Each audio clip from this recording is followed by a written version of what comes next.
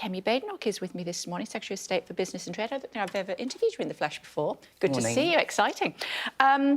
Let's start off with the election proper, should we? Apparently, a Conservative candidate for High Peak in Derbyshire, Robert Largan, on social media posts on Saturday, in red, Labour colours, saying Labour for Largan.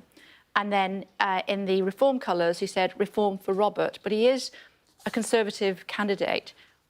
Is that an appropriate way for your candidates to advertise themselves? Would you do it? Well, I saw what Rob, who is a fantastic, certainly has been a fantastic MP, put out. And what he's trying to show is that people who traditionally would support other parties are actually supporting him. So he is saying that he is the candidate, he's a Conservative candidate, but he's the candidate that has the broadest appeal. I don't think there's anything wrong with that. Would you advertise in that way?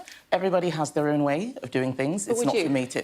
Everybody has their own way of doing things. I don't speculate on how people do their own individual advertising or campaigning. OK, how are you planning to change the Equality Act? So what we are doing is clarifying that the Equality Act, where it refers to sex, is referring specifically to biological sex and not legal sex, as is often interpreted. So this is a clarification in the law. It is not, as many people assume, a change. It is re-emphasising what should be the status quo. We have seen quite a lot of changes in terms of terminology.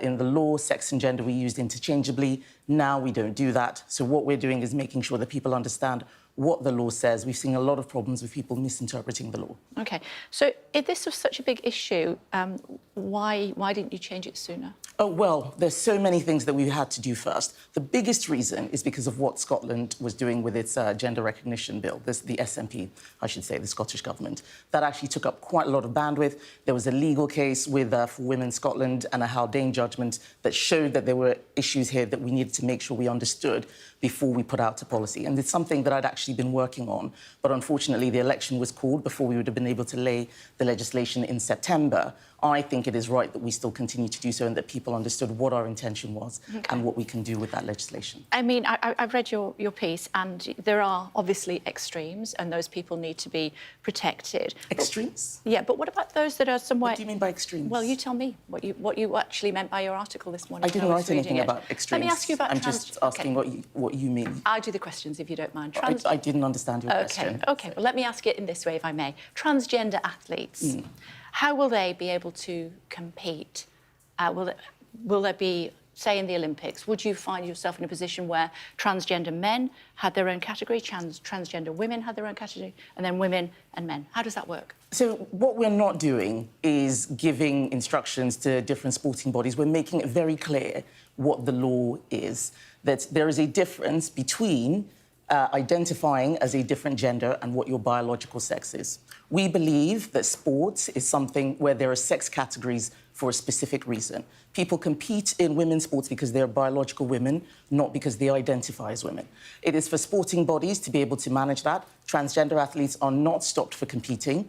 They may, in some cases, have to compete with their biological sex. They may, in some cases, have open categories. But what we are trying to stop is the scenario where we see very obvious unfair advantages, people who have gone through male puberty, towering over fragile and, in some cases, you know, much smaller females, and saying that that is fair competition. That is not right. OK. What about public toilet facilities? What about them? Yeah, how does that work?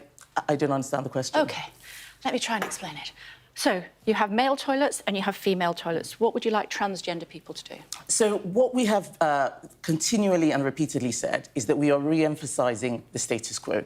We've put out building regulations which explain that there is a difference between having a unisex toilet and a mixed gender, gender-neutral toilet, where men and women have to use the same space, women walking past urinals to get to their cubicles.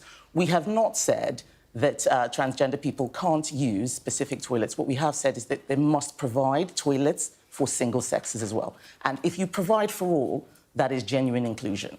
The sort of inclusion that people are doing are actually exclusive to women and many of those people who want more privacy and dignity. OK. Let me ask you about the Royal College of Nursing.